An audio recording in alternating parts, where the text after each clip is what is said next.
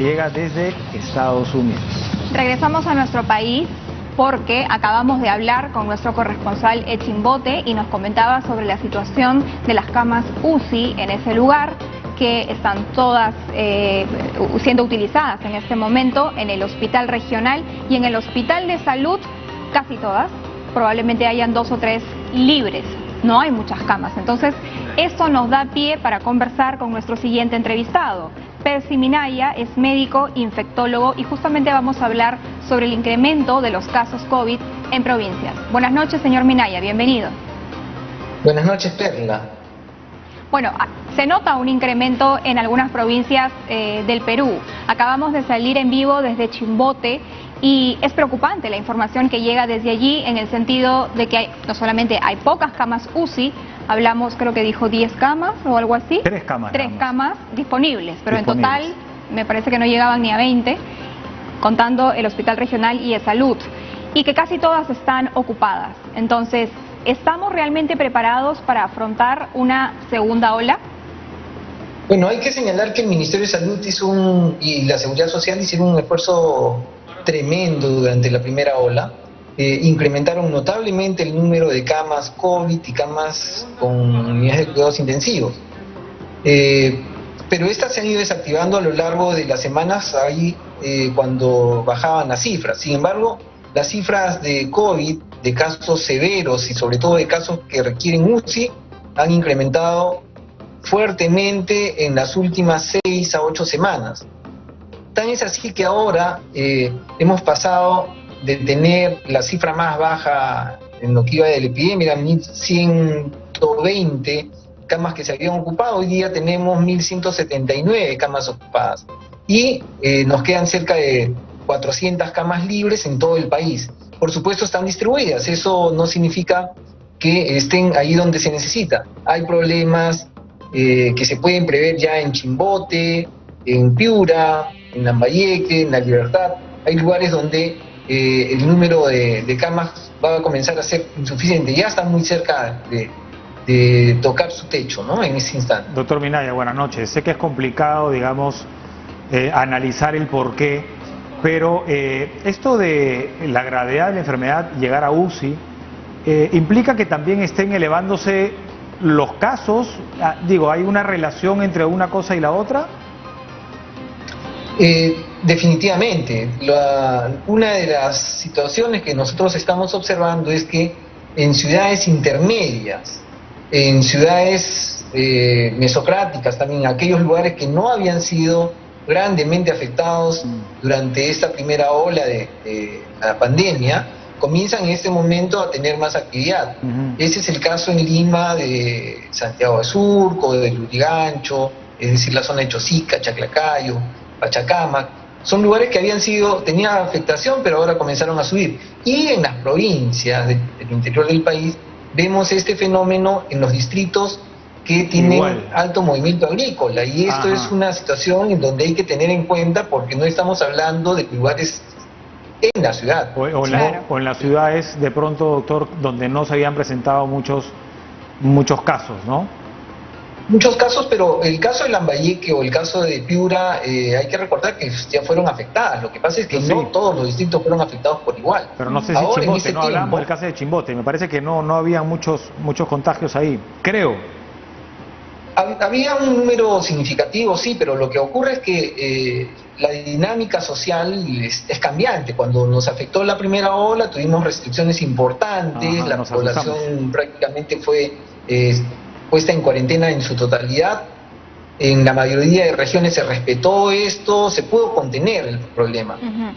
Tuvimos dificultades luego muy prontas también y la población salió sin hacer mayor caso, pero mire, hoy día no estamos hablando solo de eso, estamos hablando de actividades sociales como las campañas agrícolas que comienzan a hacerse más intensas en este periodo.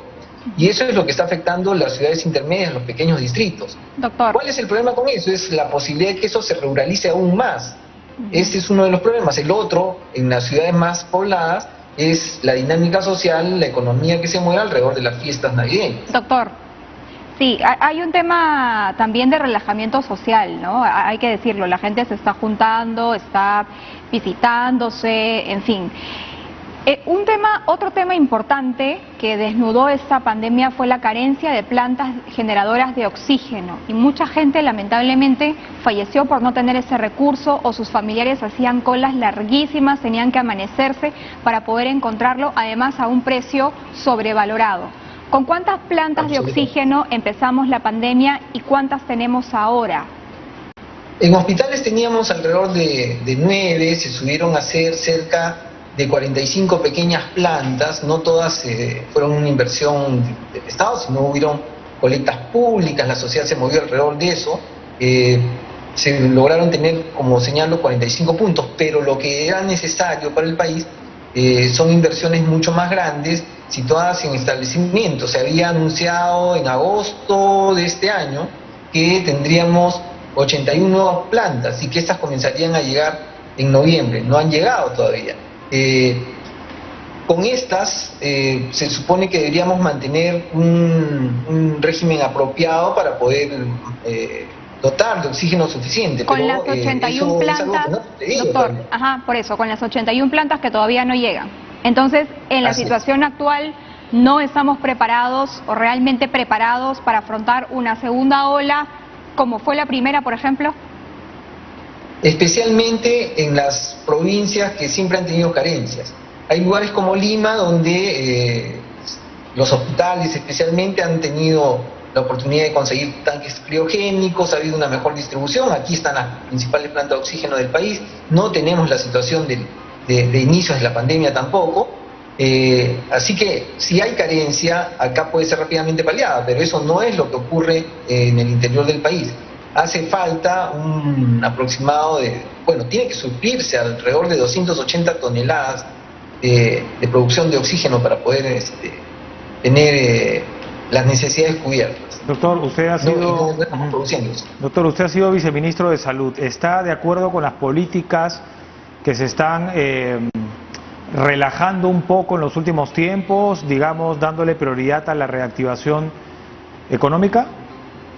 Yo creo que es necesaria la reactivación económica, pero es necesario que mantengamos fuertemente control sobre la dinámica de la sociedad. Por ejemplo, podemos abrir restaurantes, de acuerdo, podemos abrir centros comerciales, pero hay que mantener los aforos suficientemente bajos o altos, como quiera verse, para que podamos permitir el discurso de las personas ahí sin que tengan un contacto estrecho. Es diferente el caso de los gimnasios, es diferente el caso de los casinos.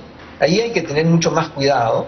Si se va a permitir, tienen que tener aforos muy bajos, y la gran preocupación no solamente está por esta dinámica de los establecimientos formales, sino en aquellos lugares donde tenemos el comercio en las calles, en galerías como las emblemáticas de Mesa Redonda, por ejemplo. El Mercado Central. Toda esta zona alrededor del Mercado Central, en donde no estamos midiendo el aforo de las calles. No se trata del aforo en determinada tienda o el centro comercial. La gente entra en grupos inmensos y se moviliza allí con un relajamiento bastante grande, doctor, de las medidas de prevención. Y reuniones sociales también hay que decirlo, ¿no? Doctor, reuniones sociales también. Este llamado silencio epidemiológico, ¿ya superamos esa etapa?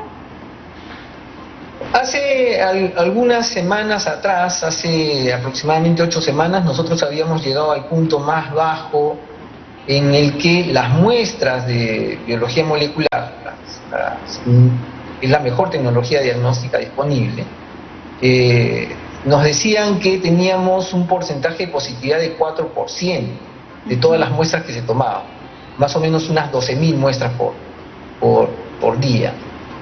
Pero hasta unos días atrás esa cifra se situó en 10 y ahora en 12% de positividad.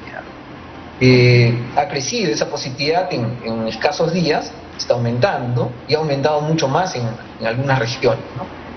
Apurímac, Huancavelica, el norte, básicamente Lambayeque, La Libertad y especialmente Piura, Chimbote y algunas regiones del sur. Esto ha sido comentado por numerosos especialistas.